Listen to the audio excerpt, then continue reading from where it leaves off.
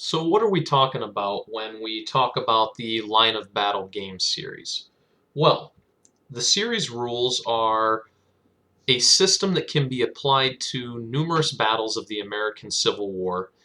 They're designed by Dean Essig and the Gamers, and all of its games are produced by Multi-Man Publishing.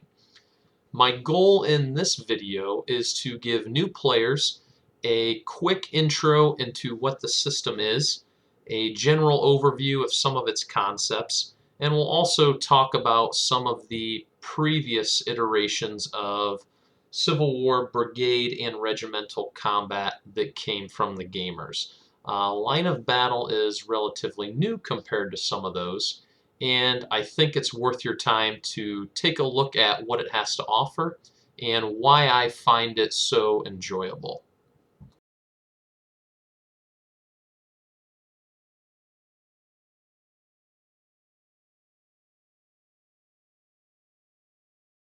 So like I said, the Line of Battle game series is a regimental scale tactical series of board games that focus on specific battles of the American Civil War.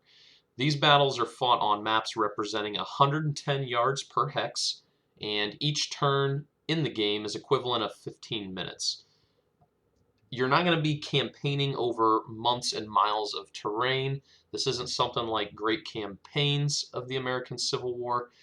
No, this is going to be up close personal. I'm firing at 50 yards. I'm charging into your lines with a regiment. You get to see kind of what happens at that up close magnified view. Right now, the series has two games. None But Heroes is the first iteration, and that's Antietam, and Last Chance for Victory, which is Gettysburg. A third game, To Take Washington, is currently on pre-order, so if this video intrigues you or you think that you might want to jump into the system, that's going to be a fantastic game to pick up. It's a little bit smaller in size, number of counters, counter density, all that stuff. I'll put MMP's website and the link to that here on the bottom of this video. Something else you may want to make note of is that there are numerous games in the now defunct RSS series, which was created in the late 90s and 2000, that are backwards compatible. The LOB rules can be ported into these games. Line of Battle is basically a streamlined evolution of the mechanics originally used in the gamer's Civil War Brigade series and the subsequent Regimental sub-series. I have not played any of the games in the previous series, but I have read through the rules, and it's pretty obvious to see where the similarities lie. In effect, anyone who knows anything about the CWBS and RSS probably would agree that LOB eliminates a lot of the fluff and micromanagement that may have bogged down some of those previous titles.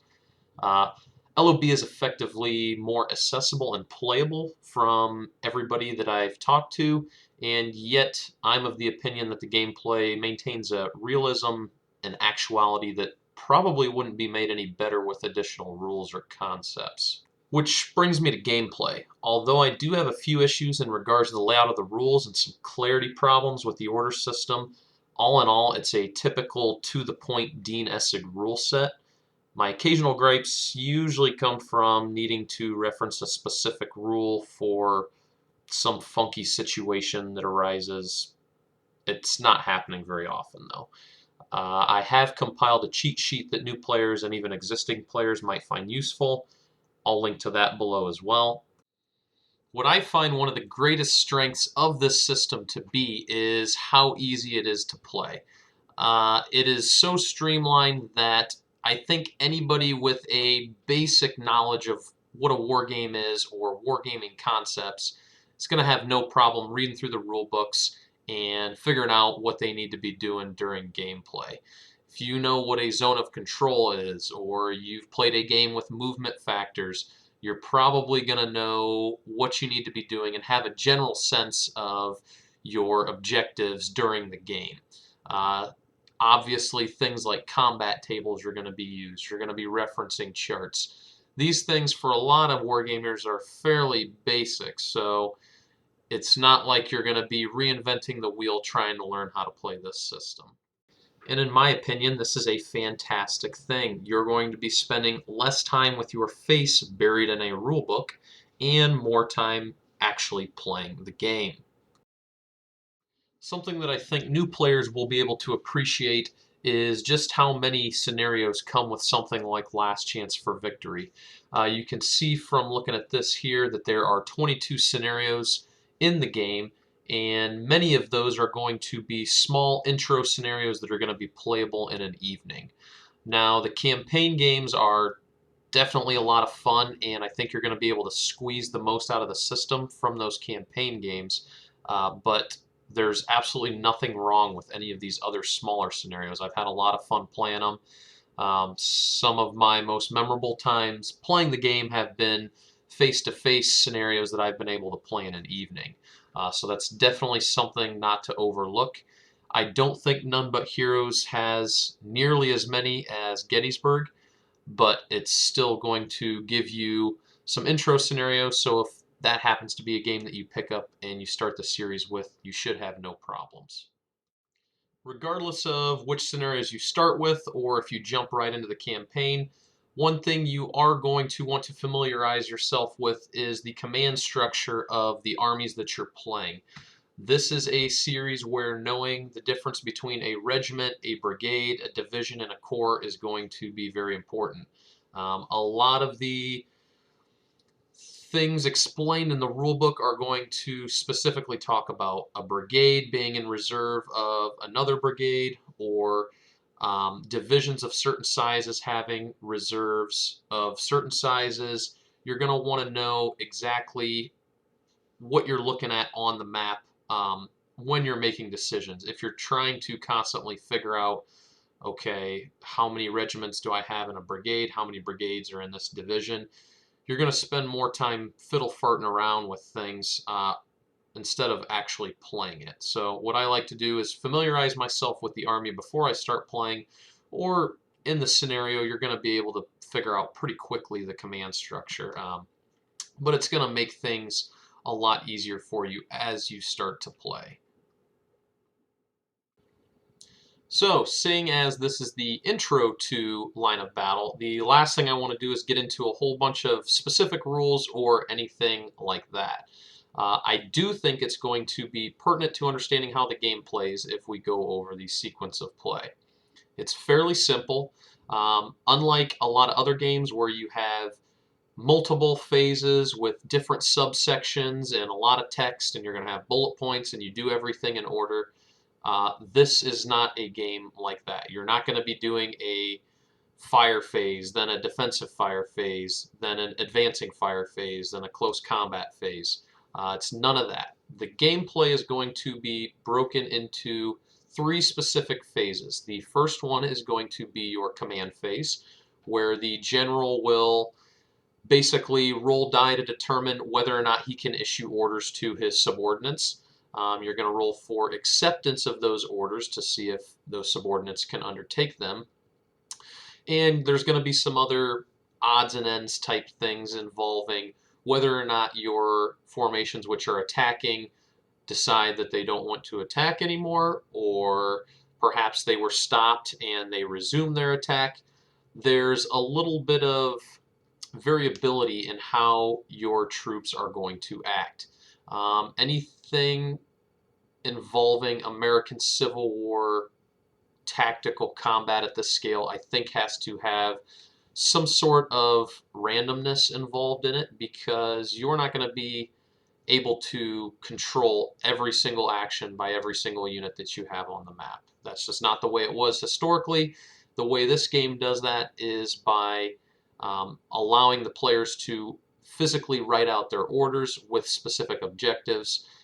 Leaders have ratings. They're going to accept orders a lot quicker and more efficiently if they have better ratings. Obviously, you have guys that are terrible that sit on their thumbs and don't do anything. That's part of the fun of the game. That all happens in the first phase. Then we go to the meat of the game. This is going to be the activity phase. This is where probably 95% of what you're doing in the game takes place. The only Little subtext in this phase is movement and combat. These are the things that you're going to be doing during the activity phase. One nice thing about this is it's not separated into different sections within that phase. You get to do them in whatever order you want. So I can move a regiment, then fire behind him with another regiment, then move another regiment in front of him. I could fire certain regiments, then move up other regiments, or I could move everybody and then fire. It gives you a lot of options tactically when you're playing the game, and you'll start to figure out what works, what doesn't work. And the nice thing is your opponent's not going to be sitting there doing nothing, because if you're moving and firing in front of him, he's going to have opportunities to fire back at you. The defensive fire phase is inherent in the activity phase itself, which is convenient for playing solo as well, because you can just roll an extra die. That's going to be your opening volley or your defensive fire, and you just apply those results. I've never had anybody complain about this because it's super streamlined, super easy. A battle like Gettysburg over 3 days with hundreds of counters on the map, it's going to take a while, but the simplicity of the defensive fire and the movement and combat itself is going to allow you to actually play these types of games. They're monsters, but they're playable monsters. So within that phase, you're going to do all your stuff. Then we're going to go to the rally phase. This is going to be the last of the main phases. You're going to rally your troops who might be in bad morale states. Guys might be shaken, they might be disorganized, they might be routed. Obviously, these are things that have probably transpired from taking fire and failing morale checks. During the rally phase, you're going to take those guys in those states and you're going to make them one better. So a guy who's disorganized is going to become shaken. A guy who's shaken is going to become normal again. This kind of abstractly represents the passage of time in these 15-minute turns. You know, they might have been pushed back from the line and been wavering a little bit, but they realize that the situation might not be as terrible. They kind of gather themselves a little bit and they become one morale state better. There's a few other things that happen in this phase. Counter battery fire counters, which is a strategy that we'll talk about in a later video, are removed. And if you're playing a scenario or a campaign which involves night turns, this would be where you're going to do your loss recovery. So for instance, the first day of Gettysburg, you go into the evening, you've got your night turns, you probably had some losses. Those guys are going to recoup those losses through stragglers. This game does not represent stragglers inherently in counters or anything like that. It's basically thrown in with the morale table results. So if I fail a morale check and have to retreat, chances are good that I'm going to take some losses in manpower because I'm disorganized, my guys are confused. You lose the cohesion of that unit as a whole. And that's a really nice way of doing it.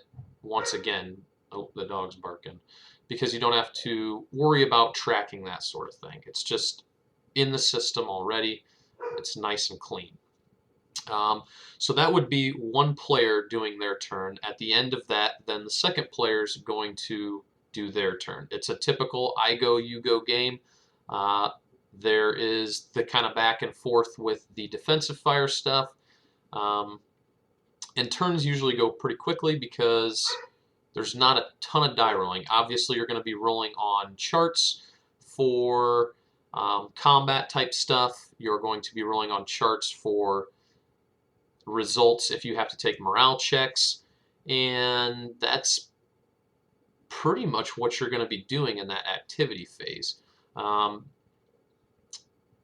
After you do those turns, those two players do those turns, you're going to advance the turn marker. You go back to that command phase. You roll the die again to see if you can issue orders. Do orders arrive to your generals? Can they act upon them? It's a pretty simple system. I don't really want to get into too much else, I don't think, because we'll start moving some counters around. on the map. I'll pull up Vassal. I think the Last Chance for Victory module will be the best one. And we'll start going over some of the gameplay mechanics. We'll start talking about command ranges and leaders, which are an important part of the system. Leaders are actually going to be physically represented on counters, and that's all the way from army commanders down to brigade commanders. So they're going to be kind of the chain that you go through to see what happens when General Lee issues an order at 9 a.m. that doesn't arrive till 1 p.m.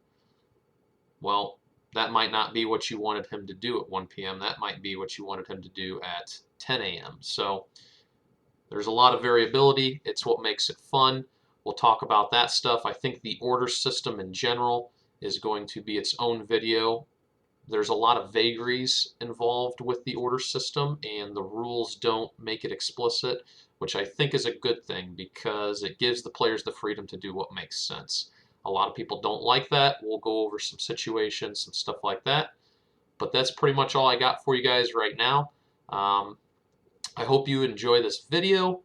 We'll make some more here shortly, and we'll get playing some games. So have a good one. Stay tuned.